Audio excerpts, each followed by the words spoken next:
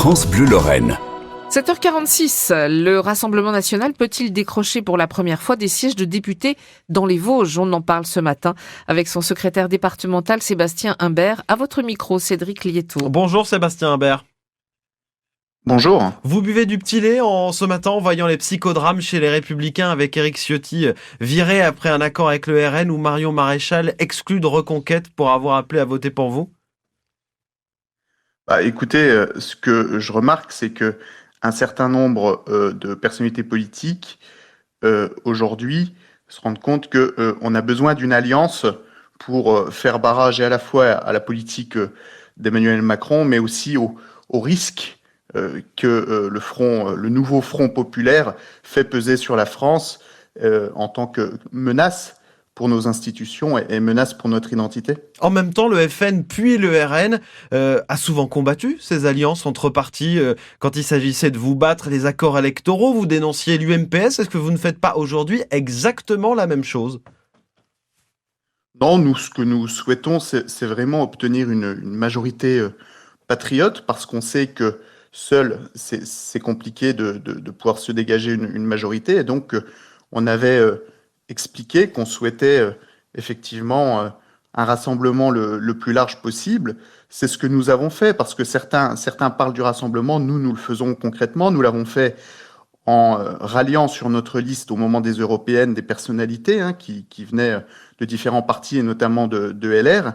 Et là, nous pouvons concrètement, les 30 juin et 7 juillet, faire changer les choses et donc finalement mettre fin à la brutalité de la politique d'Emmanuel Macron. Et c'est notre objectif, alors que Éric Ciotti est décidé d'engager les Républicains à nous rejoindre. Je pense que c'est un acte aussi courageux de sa part, et c'est une nécessité aussi vitale pour la France. Même avec des Républicains qui, eux, prônaient la retraite à 65 ans, alors que vous défendiez le non-report de l'âge légal de départ à la retraite.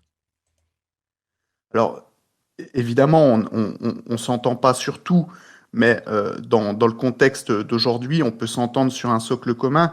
Je pense qu'aujourd'hui, les urgences, c'est pas la réforme des retraites tout de suite. Je pense que ça, on pourra intervenir dessus dans un deuxième temps, mais c'est agir immédiatement sur le pouvoir d'achat des Français, c'est agir sur l'insécurité, sur les problématiques liées aussi à l'immigration, parce que aujourd'hui, on le sait, les problèmes d'insécurité en France sont aussi très largement liés à l'immigration. Sébastien Imbert, la fin du dépôt des candidatures, c'est dimanche. Est-ce que le Rassemblement national aura des candidats dans les 4 circonscriptions des Vosges? Et si oui, qui? Alors oui, nous avons reçu hier les investitures de la part du parti, du Rassemblement national. Et donc, nous aurons des candidats dans les 4 circonscriptions. Alors, dans la première circonscription, celle d'Épinal, nous aurons Pierre François, qui est conseiller régional, qui est également adjoint à la Fédération des Vosges. Dans la deuxième circonscription, Gaëtan Dussaucet, qui est porte-parole du RN, candidat il y a 2 ans.